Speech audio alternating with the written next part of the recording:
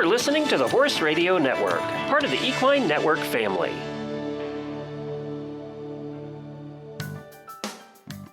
Hello, I'm Stephanie Ruff. And I'm Aviva Nebeski. We're the hosts of the Dressage Today podcast, where you can find us talking about anything and everything dressage related. Our conversations span the world of dressage, from leading riders to local level dressage heroes. We're talking training advice, showing tips, and sharing stories to inspire your own dressage journey. So tune in, then tack up. Welcome to the Dressage Today podcast, sponsored by Sentinel.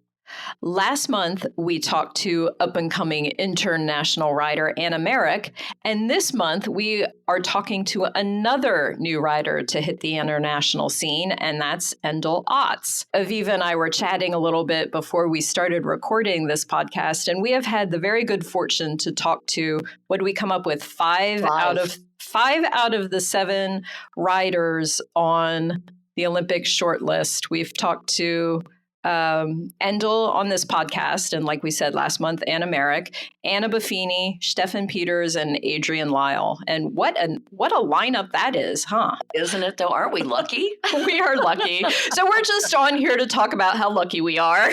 Yes, and we're sorry that the rest of you aren't lucky like us. But you know, the thing that was just so refreshing is that and Endel actually talks about this in our interview, is that, you know, these are sort of our idols and our mentors, and they're just people too. Yeah. And there's something so refreshing about, you know, knowing that these great people are people. It is. Yes, that they're human, just like us. Yes. Well, a little bit more superhuman than we are, but still maybe a little human. They are still human. Yeah. Yeah. So, but we are very lucky to be able to have the opportunity to kind of peek inside the world of these amazing riders and bring their stories out and everything. And it's just, yeah, it's fun, and we're grateful. And yeah, it's a good gig if you can get it. It's a good gig. But I said this to Anna, and I also said it to Endel, that I want everybody to win, and because I like everybody that we talk to so much, and I want them all to make the team. And I know some people are going to be happy and some people are going to be disappointed. And I hate to see that, because they've all worked very hard and they are deserving, and they are, yeah. Yeah, we will have an amazing team no matter which of them is selected. Yeah. Because we've got some fabulous riders and horses this time. Yeah, definitely. So, and here's to Paris. Yeah. And people that we can be absolutely very proud of to represent the United States and dressage and all of that. So we are recording this, of course, before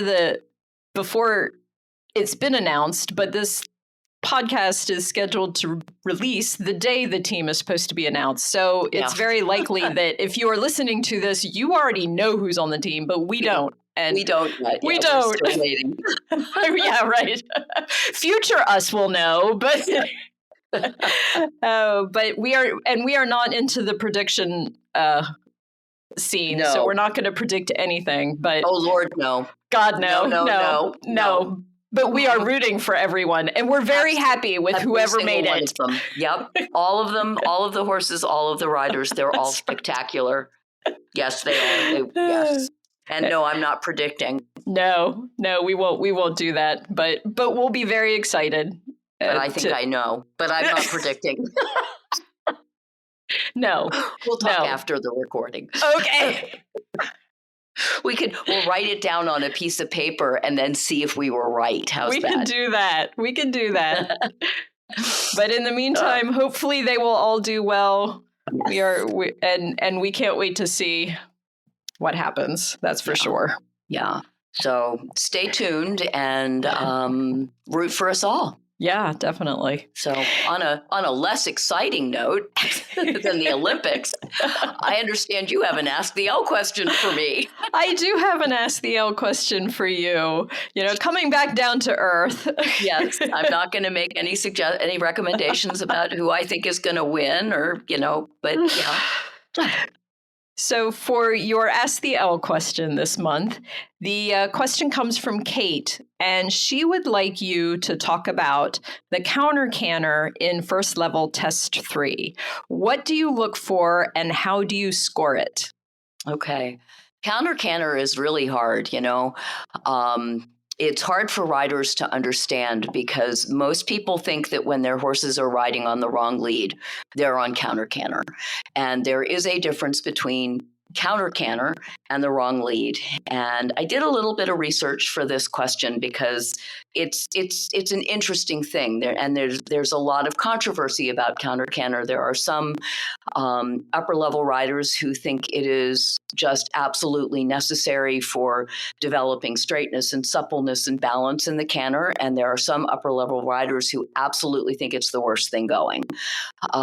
So like most things in dressage, there's controversy.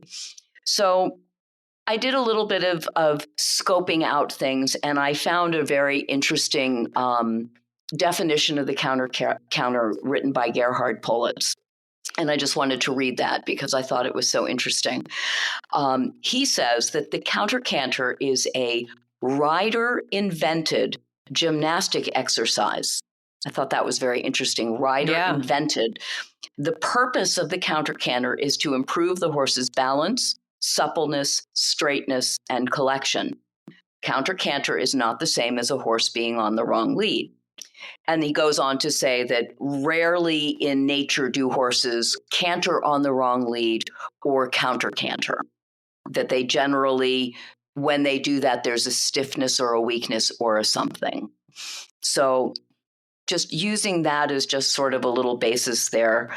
The counter canter is not cantering on the wrong lead. It is designed to help the horse develop the straightness and the balance. If you read what is required in first level test 3, what is being judged is the regularity and quality of the canter, the shape and size of the loop, the positioning of the horse, and the balance. So let's talk first about some of the things that people do wrong. Most people don't have a problem with the first half of the counter canter, right? They come out of the corner and they canter as if they're going across the diagonal, right? Yeah. And then they hit the center line and it all goes to poop, you know? And the most frequent mistakes that I see are that the horse is so overbent in the direction of the canter that they are crooked. The other mistake that I see is that rather than being balanced and supple, the horse leg yields back to the rail. So your horse can be slightly flexed in the direction of travel, or your horse's body can be straight. But you want to feel as if the horse comes up underneath you. The way that I ride counter canter, and the way that you ride it and the way that it actually is being ridden are not the same thing, you know, because we all know that our proprioception is wrong, right? Right. So the way that I ride the counter canter and the way that I teach my students to ride the counter canter is I ask them to counterbend the horse and push the outside hind leg in the direction of travel or towards midline. So, of course, nobody does that, right? Because, you know, that's wrong. You know, that's counterbent in the canter. But what that does is it straightens the neck and it brings the inside hind leg underneath, which makes the horse stand up a little bit more. Right. The counter canter should improve the quality of the canter if it's done correctly. You should feel a sense of more uphill balance, more expression in the canter. So the things that I look for when I'm sitting at sea, I want to see that the tempo of the canter remains the same. Some people get really fast because they want to rush through it. Some people get really slow because they're worried about it. I want to see that the horse is straight and balanced and not leaning in one direction or the other. I want to see that the horse is not worried I want to see, one of the things that riders do is they overbend in the direction of travel. And generally you can tell that they do that because their horses swap leads. Right. Yeah. And because again, the natural instinct of the horse is, why am I cantering on the wrong lead? I need to swap because it's more comfortable for me. Sure. Which makes sense. So if you are riding a counter canter loop, and this is a pretty shallow loop, guys, this is only 10 meters. If you're riding a counter canter loop and your horse feels the need to change, that tells me that your horse is unbalanced and your horse is trying to find his balance. Right. So I don't know how coherent that just was, but that's what I look for, that the horse is truly balanced. And, it's sort of like the shoulder in improves the quality of the trot. The counter canter should improve the quality of the canter. And I should see a little bit of that in that counter canter loop. And the same is true when you move up into second level and you do the counter canter. You see the people who are very overbent to the outside as they go down the long side, and the hindquarters are very much to the inside. And, basically what they're doing is they're moving diagonally, head to wall, leg yielding down the rail rather than being straight. Yeah. Our horses shouldn't need their heads and necks to canter. It's about their shoulders and about their hind legs being straight. If you have to maneuver your horse's head and neck to maintain a lead or to pick up a canter lead, then your horse isn't truly understanding the aids, and you're never going to get a true flying change. So those are the reasons for the counter canter, and those are the kinds of things that I think we look for in that first level counter canter loop. Hopefully that answered your question, Kate. So I'm going to ask a follow-up question because okay. Because, well, I know accuracy and geometry are very important to you. Yes. So that's the other thing. Thank you. That I see lots of people don't make it to X. Okay, that was going to be my follow-up question. Can you kind of explain the actual accuracy and geometry of riding that movement correctly? So if I recall correctly, and while we're talking, I'm going to see if I can open a first level test 3 picture. I thought I just had it a second ago. Yeah. If you look at the movement, it is sketched out. It is very similar to the loop in training 3. Right. I want to read the instructions. Slightly after K. Okay? So it's not at K. It's slightly after K. Begin a single loop to X, returning to the track. So it should not look like a weird serpentine, and it should not have a point at X. Right. It should be rounded. And it should be rounded more than a 20-meter circle round. And what I would encourage people to do is to take a look at the test and to take a look at the diagram, because I think it explains it really well. If I see a lot of riders who don't make it all the way to the center line. Yeah. And if you look at that diagram again, yes, you are on the center line at X, but you're probably on the center line a stride before X. You're probably on the center line for X, and you're probably on the center line for one more stride after that if you're going to make a nice smooth loop. The purpose is to show suppleness. Right. The purpose is to show balance. So figure out where X is. That's a problem. No, seriously. I mean, right. that was going to be a good question that I interrupted you. And the same thing is true in training 3. Find X. You've really got to get yourself all the way to the center line, because if you overshoot the center line, you make this happens in the free walk on those 2 diagonals as well. Right. If you overshoot the center line, you make it more difficult. Yeah. And do you get extra bonus points if you do it well? Well, kind of, sort of. But what are the chances that you're going to do it well? Kind of not so much, because there's a reason that the test writers wrote the test this way. So aim for accuracy, because accuracy is always the best thing to do. Yeah. And, use the diagrams. They make these diagrams for a reason. They are very, very helpful. I love that diagram for training 3 where they have the actual horse's body.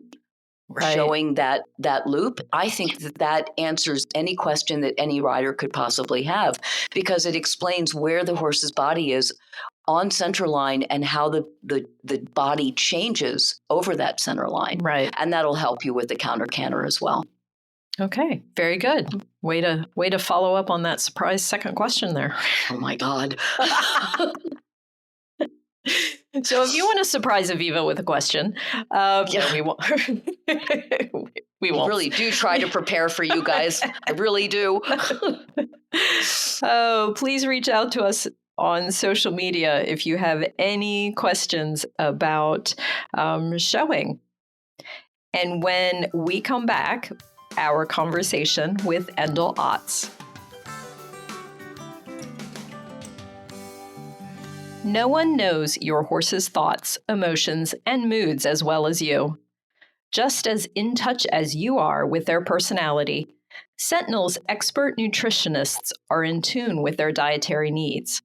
With feeds in the form of extruded nuggets to provide exceptional nutrition and formulas made for every life stage and activity level, Sentinel's wide choice of carefully crafted feeds makes it easy to find the perfect fit to better your horse's health.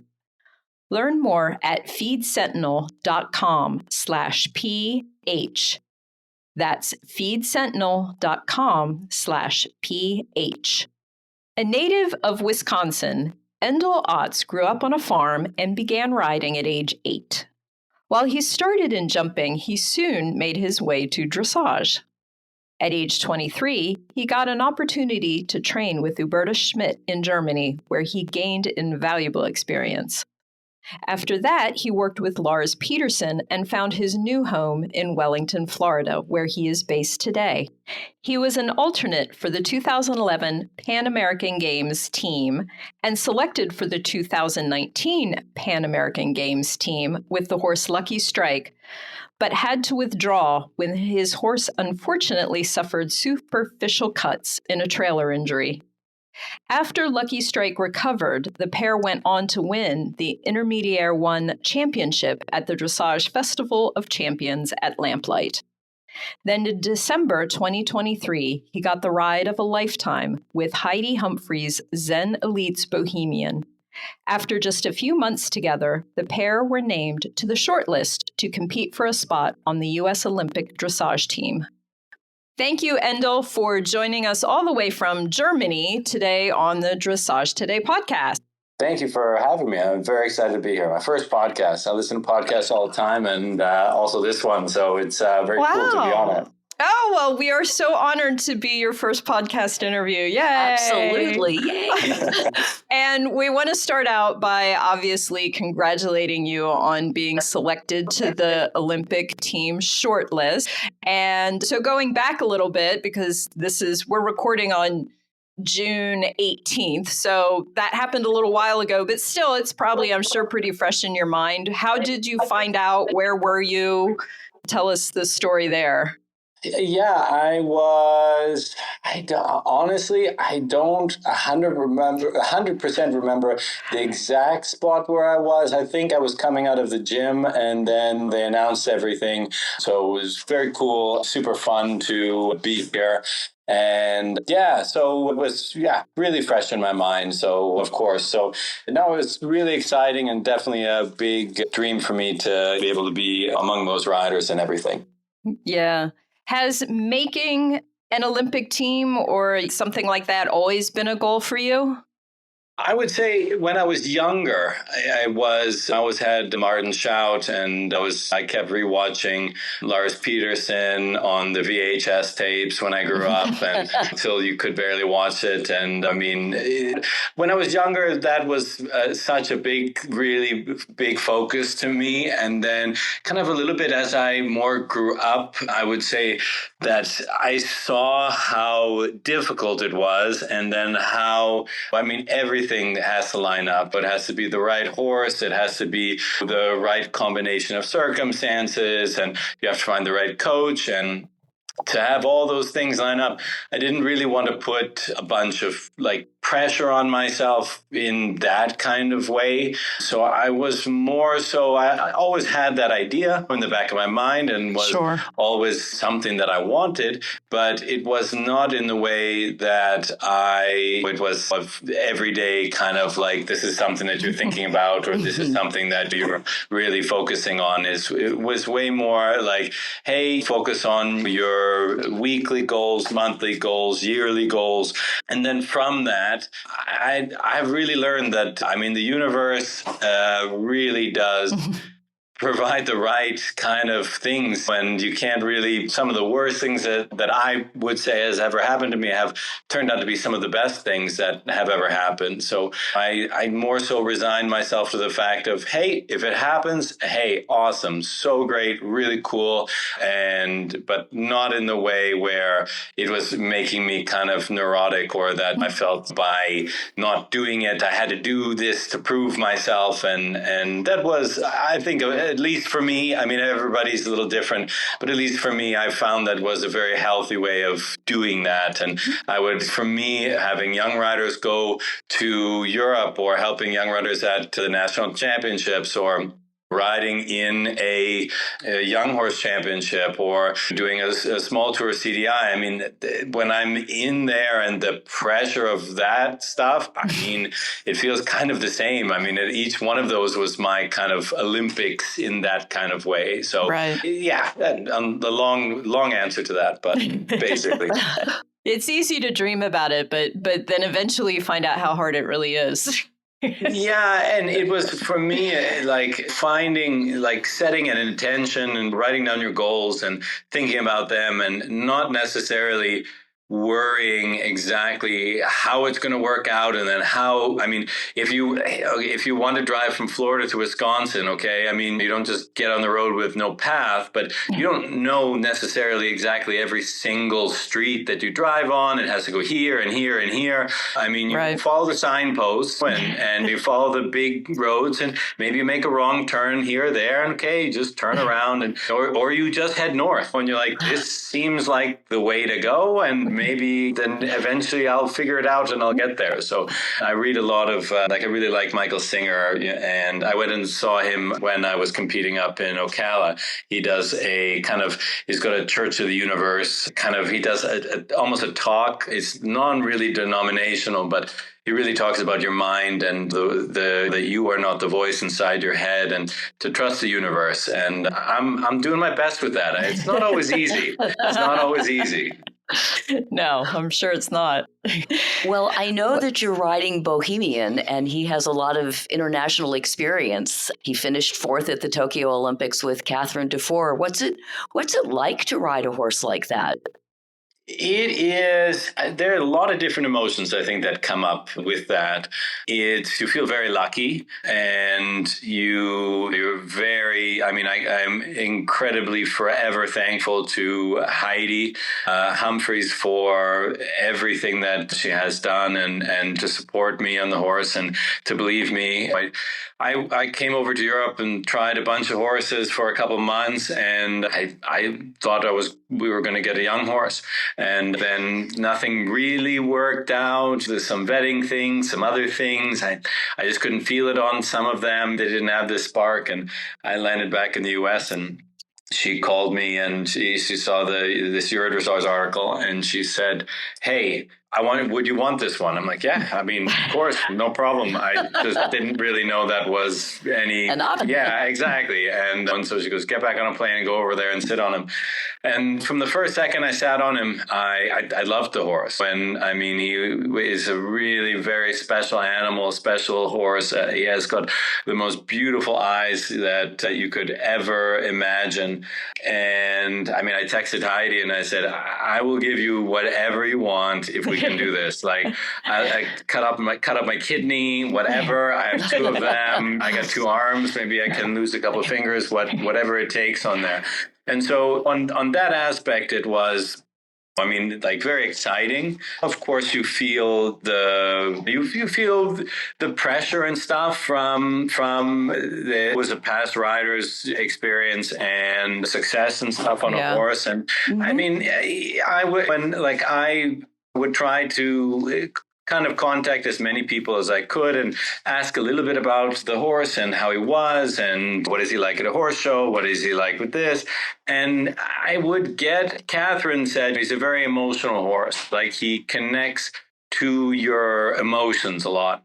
And I found that to be very true in that kind of aspect. And I would have people kind of reaching out of the woodwork to tell me who he was. And you, again, always want to sit there and take whatever information you get. But it got to a point where I had to sit there and almost just say, listen, I've ridden enough horses. I know enough horses. Let the horse kind of just tell you a little bit who they are. And I found that he's very, very special. Like he reminds me the most of Sagacious. So with Sagacious in there, Sagacious, I think in his life he had done 300 Grand Prix or something like that. I think it was more than Robert Dover had done in the Grand Prix that he's done in his life. And I found that on those type of horses, you have to very much respect who they are, but not necessarily, sorry, it's a little bit busy here. Not necessarily you respect who they are, try to make a small little difference on things, but you're not going to change them. You have to respect, all right, I do it this way, I go to the show in this way, and then really create and get your own connection and personality with the horse was a very important thing to me. Yeah. And do you feel you have that now going into all of this? No, absolutely. He's funny. He's a little bit like a cat. You'll come into the barn in the morning and he'll be out there. Sorry, the coffee maker in the background. He's a little bit like a cat when you come in the morning. He wants to love on you and cuddle you and everything. But you can be too much for him sometimes where he's like, hey, I'm done with you now. I'm going to go look out my window. I'm going to go do this. And he has his own personality, and I try to, of course, respect his space when he wants to be a little bit, you don't want to say alone, but he seems like he has some deep thoughts in there, and he's pretty cool. Like when you go and you give him some scratches and stuff in the stall, or the masseuse is a little bit around, he'll point his nose to where you want to scratch him in a very intense way, that in a very intelligent way that I'm not used to actually horses communicating. He has a real sense of presence and his own place in the universe. Yeah. He feels like a very old soul on this. He's when you're in the ring with him and you're competing him, there's you don't want to push too much. Like some horses you can get on and you just step on the gas and go here and here and here.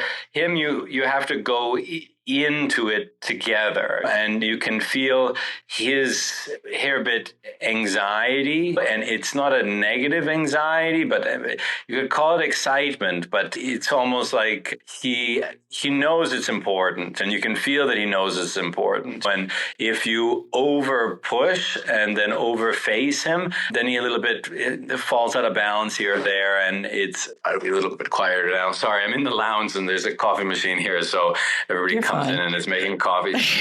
So when you're in the ring and you're riding him, he's not a spooky horse, but like he notices everything when he really feels you. So you have to stay with him, press for some energy at points, or help him a little bit in balance at points. He's not one where you can just kind of throw around. And I don't know many Grand Prix horses where you can just throw the reins away and then they just go and do everything. It's nice actually when I hear from people like, oh, he just does everything for you. I'm like, yeah, cool, perfect. I love that you see it that way, because it makes you feel really good. I think some people, it makes them like, wow, now I have to blah, blah, blah. And I take it as a huge compliment. And I've gotten some nice messages. Keir Kirkland was at the last CDI, and I was schooling him around a little bit and then just walk him around the arena. And as I walked him around the arena, I walked by Kira, and she said, hey, really good job. And I said, promise? And she was, yeah, super job. And she's like, can I pet him? Because she had helped Catherine with him. And in helping Catherine, she had a really, really good relationship with him. And every person that's been in his life just says he's such a special horse. Yeah. And every horse is special to somebody, or you hope it's special to somebody. Sure. And you read stuff online about like these quote unquote special horses, and everybody says that in interviews. And I hadn't met one quite like him, and he has a presence and an air to him, and there is something special about him, and I'm just very thankful for every day that I get to sit on his back and be around him, and it's really wonderful. Well, and you talked a bit about how you ride him and everything, but one of the things that you've done as a rider and trainer is bring a lot of young horses up through the levels. And so did you have to change your riding or training philosophy much to ride him compared to bringing a horse through the levels? I would say the biggest blessing that I have had from the universe or God is that to be able to have helped so many people. Like I had helped Chase Hickok on Sagacious when he was here, and he recently passed away this year. And I was helping her she was the youngest rider on the oldest horse.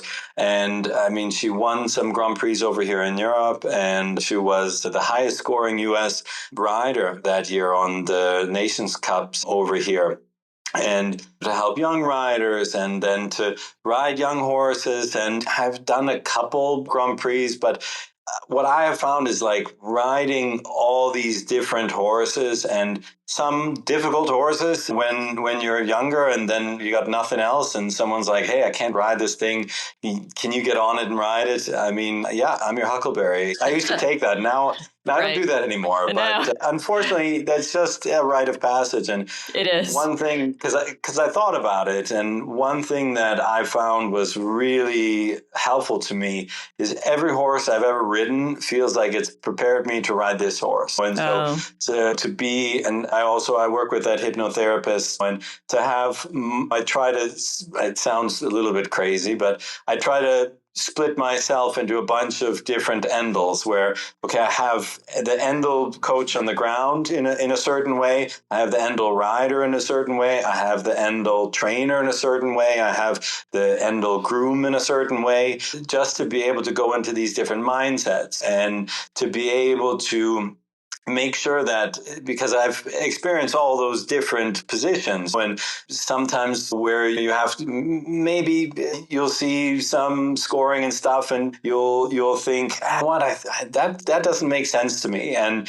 I've been the coach with some people, and seen some scores where I have to tell my student, hey, they're wrong. Be nice, do all the right stuff, but they're wrong. Right. And you be happy and proud of what you did and how you did it. You did absolutely the best you could. And if you try past your personal best, it always goes south. And Lars Peterson told me one time, he said, dressage is a little bit like a Chinese finger trap. Like sometimes the more you try, the more it gets kind of stuck. And in riding him, I've just found that it's made me really focus and dip into all those different places on there. I had, when I was coaching Chase over here in Europe, I had a couple people come up to me, and actually Kira Kirkland came up to me, and Carl Hesser was there, and Robert, and everything at different shows and different times, and they're like, "Yeah, hey, what you're saying is really good. That's good stuff." And then one of the U.S. team riders was there, and they're like, "Endel, when's the last time you did a CDI Grand Prix?" And I go, "I've never done that." And she's like, "Well, then what to say?" And I go, "It's all walk, trot, canter. It's all the same stuff." I mean, and when also in young horses, like you want them all.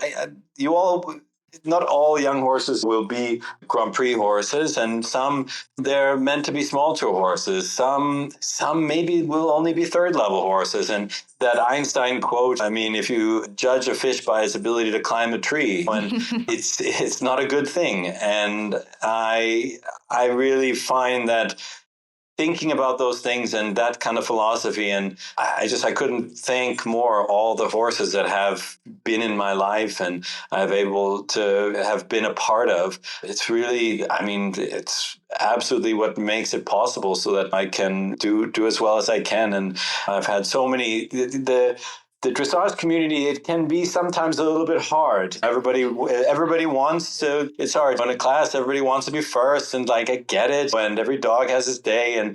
But I really have felt such an outpouring of support from everybody at different shows, from different nationalities, and some have come up like, "Holy cow, I mean, like this, you look really good. It looks really good. I mean, man, you have some guts to be out there and even trying for that." And I was like, hey, I mean, I got the opportunity. Of course, I'm going to take it. I mean, you never know how things go, but I'm a crazy quotes guy like that. Wayne Gretzky, you miss all the shots you don't take.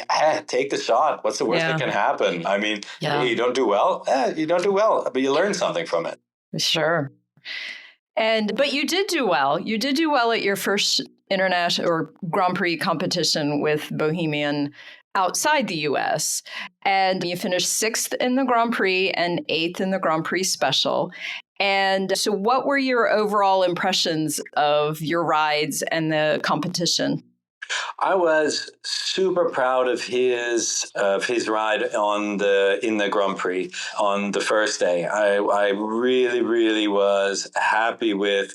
I couldn't stop smiling when I came out of the ring because he was just so with me, and it was my goal was not to go for everything to the max. My goal was do a clean test. That was my main goal on there, because each competition, each test that I do, I learned something new because it's different.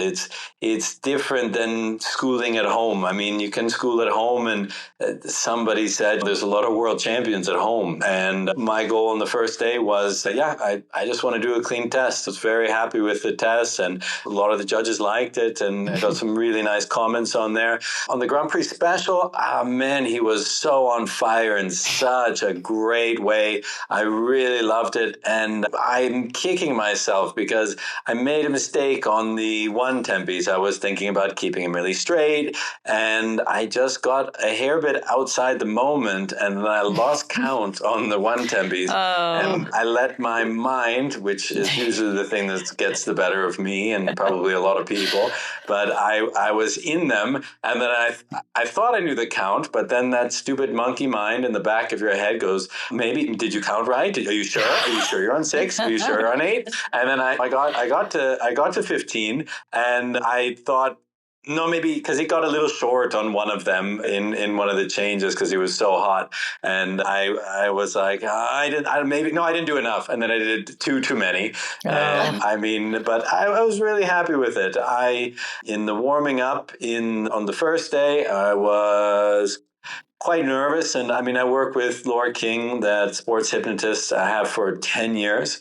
And we do sessions before shows, and I've done them before the World Championships and before national championships, before a lot of things. And I was finding myself being nervous, and to reframe that as excitement. And then I got there mentally that it was exciting, but I didn't want to get too excited and then kind of do everything wrong. And you have all the selectors there and everybody watching and all this stuff. And I just was like, well, and I just thought in my head, well, just pretend you're totally calm. Just pretend you're all good. And because that you have control of pretending. And so I just thought, all right, I'm going to pretend that I'm totally cool and be super chill.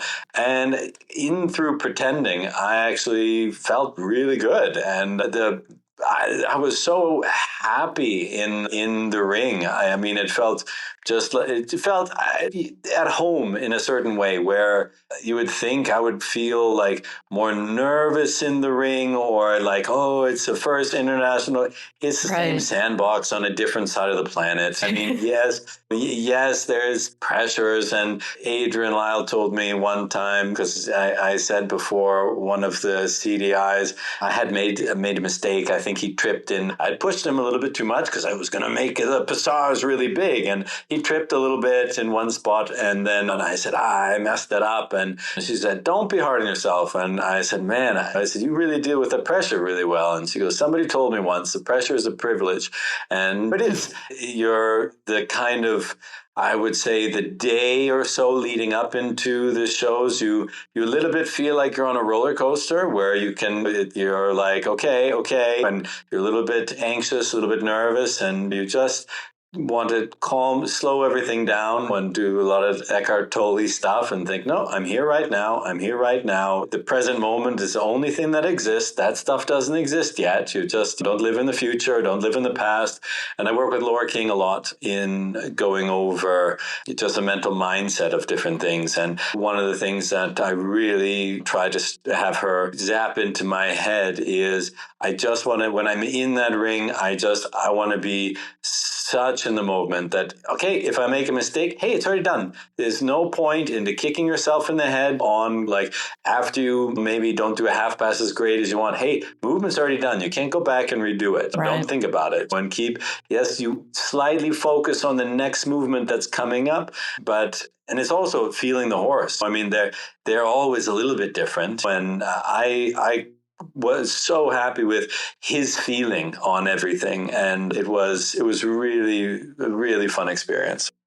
How is it interacting with all the other U.S. riders? I mean, a lot of you just competed at Hagen. Well, all of you basically, and so like you said, you want to do well because you're all competing for a spot on the team. But do you have a good sense of community and support among the U.S. riders and everybody, grooms, trainers, all of that? Everybody is really great. Everybody is really awesome and so positive with everybody. And you go up and you watch the other riders' tests, and they come and watch your test. And that is a little bit of a different feeling for me, because we want to support everybody, because we're all going for the same thing, and we're all dealing with the same amounts of different anxiety and different stuff. But everybody was so positive and kind and happy with everybody.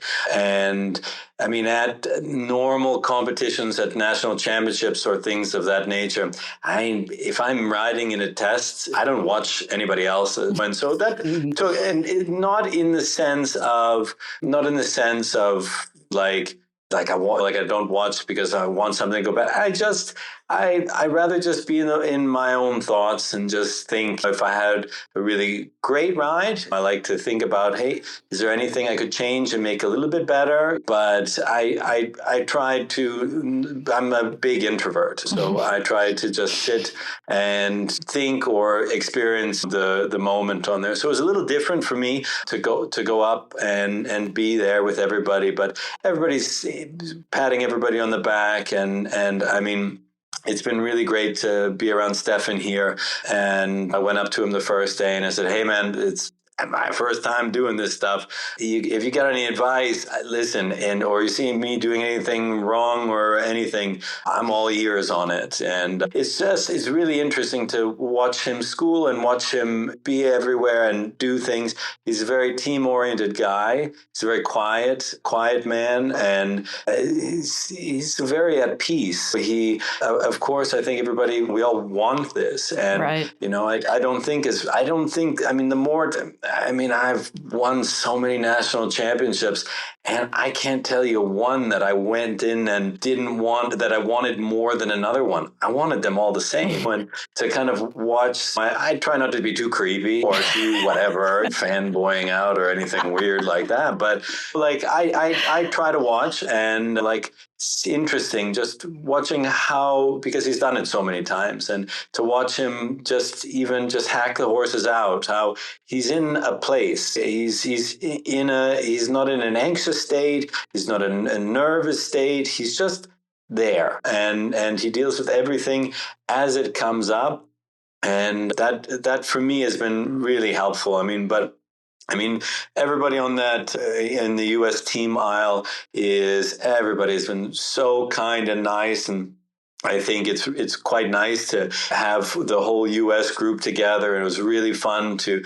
go up and cheer on the para riders. I mean, man, if you're crying over messing up your one tempies, when you go and you watch some of those tests, I mean, there were so many people saying, I told my wife, if I ever am complaining about something, you remind me of this moment. And you feel that because you see how hard they work. There was one guy, I was watching him ride, and he was a para rider, but he had some problems with his hands, but he was showing in the just regular Prix St. George, and I saw him riding around, and I was like, wait, what?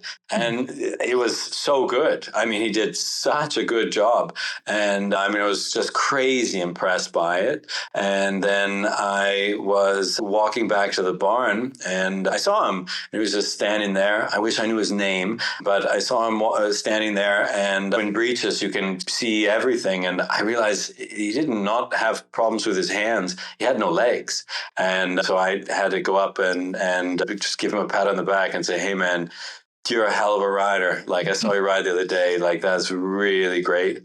And he said, I watched your ride. You're a good rider too. And it meant a lot to me. And it really, I don't know. It's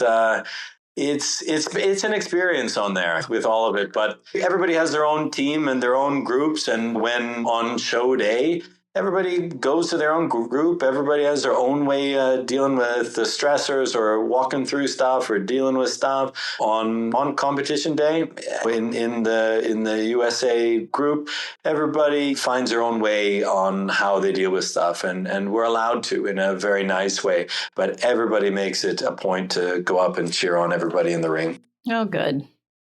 And so you mentioned you're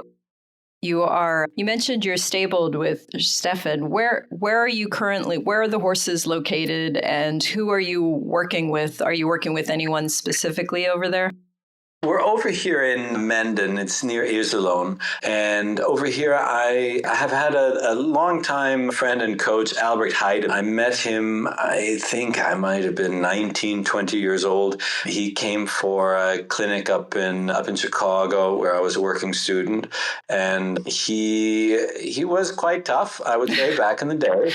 And pretty much everybody, I mean, he's very, very strict on the basics and basic walk, trot, canter, transitions, and keeping the horse through and on the snaffle. And he's in a great way, horse-centric person, and just very much basics, not a bunch of trick riding or test riding. So I've worked with him. I worked with him when I was younger, and then over time you lose touch. And I was over at Hubertus's place over here in Germany working, and then I went to Lars over in Florida, and life takes you around. And then I was coaching in Florida, and I ran into him again because he's always quite flamboyantly dressed, always looking good, but you can't miss him. And I saw him walking around, so I went over, I gave him a big hug and said hi. And I said, hey, can you come over and help me on a couple? And he didn't have time that time, but the next year he had time. He came over, he helped me. And I found that's been just very, very beneficial on there. And we have over the years, because when I met him, I mean, I was a working student and 19 years old. I mean, it's 20 years ago. And then you grow up and hopefully you have some success U.S. and you apply certain, principles to your own style of training and riding. And he had helped me with Zenelite's King's Pleasure when he won the leading up to and also winning the 7-year-old national championship. He is also the Colombian national dressage team coach. He had done a lot with the Canadian young riders back in the day. Canadian young riders they would dominate the U.S. at every single CDIs, and the NAJYRC. I worked as a groom. I didn't have a horse then, so I worked as a groom, and all his young riders that's when we met him. And so I've worked with him, and we're working very, very well together, and we have a nice long history, and he's a really great guy in the fact that I think he respects myself and my riding and my training, but he's very picky and he's very much on the basics: walk, trot, canter, and keep the nose in front of the vertical, and work on walk halts. No, that's not a walk halt. And he's very German in that way, which is great. And he's very passionate and a very dedicated person to the sport and to the people that he helps. It always comes back to the basics, doesn't it? Yeah. The thing is each, I don't know, it's in this riding thing, each year or I wouldn't say each year, every couple of years, you kind of, all of a sudden, all your horses are going really, really well. And then your things are going really well. And you're like, oh, okay, I got it. I figured it out. Now, when I have that feeling, I got it. I figured it out. I know that kick in the pants is coming where you're going to question everything and then wonder, what the heck you don't know anything. You don't know how to ride. And I deal with that all the time, where you sit there and you then overthink. And it's that process of that up and down. And you'd always hear that from people. And I would always hear that, oh, it's about the basics, But then I'd go watch them ride. And I'm like, you're not working on basics like that. What are you? So many people have that as a talking point. But when you really see it, and you see it with Stefan, or you see it with Henry or Isabel or any of these great riders at the show, where I remember at the World Cup in Omaha, I was watching Isabel warm up. And she's warming up for the Grand Prix, and she takes Weigold on a line. She does a line of 4s, and then she does a line of 3s, and then she does a line of 2s, and then makes a mistake in the 2s, and she does a line of 2s again, then goes back, line of 4s, line of 3s, line of 2s, line of 1s. There's no 4s and 3s in the Grand Prix, but it's just that real basic idea of that fundamental building blocks. If you have control in a small thing, then you can have more control in the more collected, higher level movements. And it's where you find that chink in the house, in the building blocks. And sometimes you end up building the house a little bit past where the block is a little bit out of place. And then you realize that, okay, you got to cut back down, then go back and then try to find that spot where you put that brick out of place. And hey, it's way faster to do that. Go back, find where the brick is out of place, then have some sort of ego on it, and then build the whole house, and then nothing lines up. You've talked a lot about the mental preparedness that you do before you compete and all the rest of it. Is there anything that you do outside of riding to sort of wind down or to help keep you centered? I like the gym. I like weightlifting, and I find that really, I don't know, I find it very calming in a certain way, where it's like, okay, you do 4 sets of 6 to 8 reps, and I record all that, and then I can see a progress on that. Whereas sometimes with the horses, you can work on a change on one side or a canter walk canter transition for weeks, and then it is getting better. You're filling up that hole, but you can't always see the progress right away. I would say, yeah, the gym is a real nice thing for me. And then I love movies. I love just real good movies. I used to think I liked horror movies, but I realized I'm with you on that one. I don't like being scared at all. Yeah, I don't know why people like that stuff. And when I was younger, I would go to them with my friends, and I literally would just cover my face through the whole thing. And now I don't know why I did that, but I like that just kind of mental break on stuff with like the movies or the gym where you're not thinking about like riding and because otherwise, I mean, you can get stuck in this mental loop of worrying about, okay, you got to make sure I have this and then this and then this set up. And you can get to a point, which I've done many times, where you okay, maybe there's, okay, for example, yeah, I made a mistake in the 110s. Okay, made a mistake in those 110s. And yeah, there's a couple of things that I can make a little bit better, but don't rewrite the whole book. I mean, and making too many changes in there, that part is, and I think so many dressage riders, we have to fight against that tendency, because we all want it. We all want to do really well, and sometimes when you go in and what I've found as coaching people and helping people is, and there's sometimes where when my students go in the ring, maybe they don't get the score that I think they should get. And I'm sure I'm a hair bit biased, but I'm pretty tough. I had one young rider go in. She got, I think it was like 78 or something like that in a pre-St. George.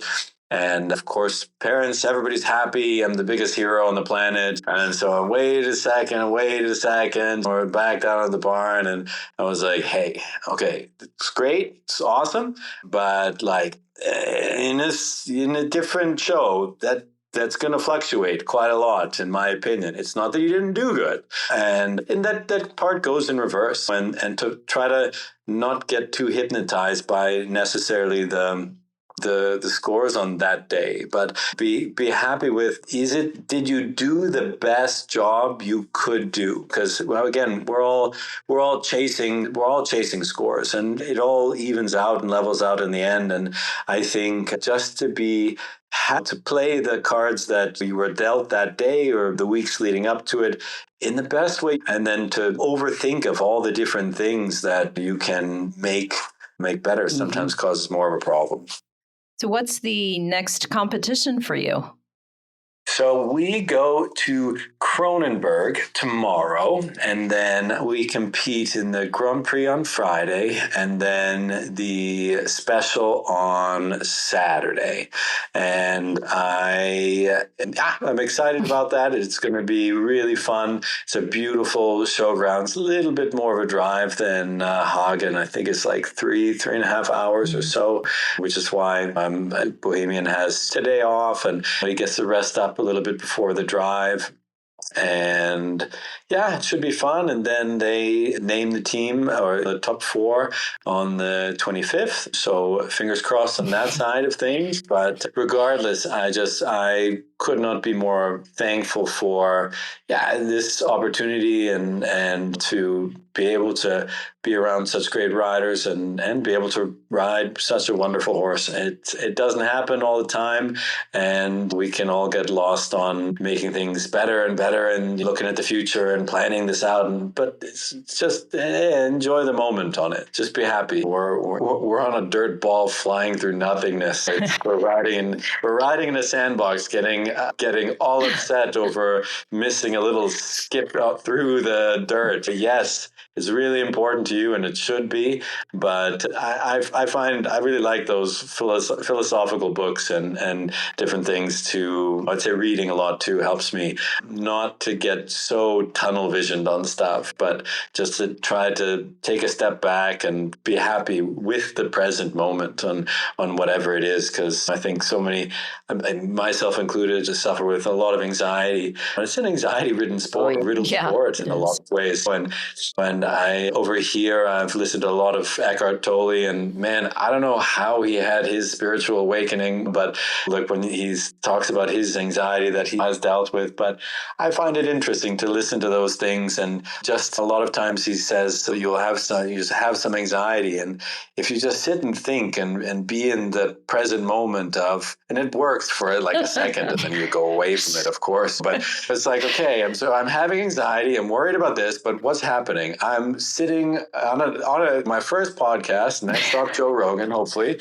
and sitting in a room talking to two very nice ladies, and it's pretty cool. And I grew up in Wisconsin, and my idols were Lars Peterson and Ulrich Salzgeber and Hubertus Schmidt and Kier Kirkland, and man, I'm over here and get to see those people, and they say hi, Endel, and I'm like, they know my name. Oh, sorry. And leave that. And and that's a pretty cool feeling. And I have to always go back to that because you forget sometimes, always trying to prepare. So yeah, that's what I do. Well, sometimes it works. Sometimes it doesn't, but I think that's being human. Yeah. Well, and you also just got named to the Nations Cup team for Aachen, right? Yes. Yep. Yesterday I got named to the Nations Cup team. Will that be your first time competing there? Yes, it will be my first time competing in Aachen. Okay. Well, yes, it is just another sandbox in another place, right? But Yeah. No pressure. I've seen that show. I think one time I went there. It looked pretty cool, and I'm a quite shy person, and sometimes people take my shyness as some sort of arrogance, and I'm like, no, it's not. I just I don't know. I don't want to bother you, right. So I'll just stay in my little room. And there's something about being in those big arenas, and you have everybody watching. There's an odd, maybe it's an Eckhart Tolle thing, but there's a very odd calmness in there, because when you're in that kind of zone, you're not anywhere else. Right. You're kind of planning the next movement in a positive way, but you're so hyper focused, and for me it's a real fun feeling. I mean, leading up to that moment that I step into the arena, it's a lot of worry, and always you want to do the right thing, and you don't want to say something stupid on an interview or podcast. But I don't know. There's very few places I feel as at home as in those competition arenas, even in Chicago. I mean, man, I felt the same basic level of turned onness as I felt at Hagen. But once you get in the arena, this everything kind of goes a little bit away. Like, you still notice everything else, but it's like your senses are all turned up to 1,000, and it's really fun. Yeah. Well, we want to wish you the very best of luck this weekend, and as well as in Aachen. And last month we had talked with Anna Merrick, who is also one of the riders over there, and I told her, and I'll tell you, we're rooting for everyone, because of course we want everyone to do well. Like, I wish you could all be on the team. I know. It's one of those things. I mean, there's no light without dark. There's no yin without the yang, and I think you either win or you learn, and each is great in so many different ways, and you just got to keep reminding yourself that. In the good times, I find that I've gotten a lot better at it over the years, but when I'm sitting on the horse with the cooler, I sit there really try, just really feel that moment and be like, okay, just be here right now. Feel this. There's going to be a lot of sad things that happen after this. There's going to be a lot of times where you don't win, when things don't work out, and just to be really happy in those happy moments. And in the sad moments, some of the really sad moments in my life, I've actually been able a couple times to sit in there and go, okay, just feel this, like this. There's some lessons here, and there's something here, and the best thing always happens. So yeah, no, it's just been a really wonderful experience, and I think has really helped me to grow as a person and a rider, and hopefully, I mean, regardless of the outcome, be able to come back and keep doing it again, and hopefully be able to help other riders and horses come and do stuff like this. Well, we wish you. Well, that's a worthy goal, and we wish you the very, very best. And we'll be watching, and we so appreciate your taking the time on your day off, or at least your horse's day off, to talk to us. The horse's days off, yes, exactly. Well, it's been really fun, and I'm sorry I chatted your ears off. It's a delight. There's some very, very, very good questions, and most of the time after you get a phone call and then they ask you a couple questions, you spit out some answers and stuff. But I would say these are the most thoughtful answers I have ever given. Oh. Hopefully I haven't said anything bad or stupid, and I apologize in advance if I have. It was not from any bad intention. I think it's good. I always grew up and would just try to listen to all these different or read all these different books. There weren't, YouTube wasn't there or anything, but the VHS, but just try to get a sense of what's going on and how do these people think and how does it go. And so hopefully somebody listens to this and maybe gets a little bit of something out of my rambling, and I would be absolutely tickled pink over that. Oh, definitely. Well, we thank you for your rambling. Thank you. And good luck.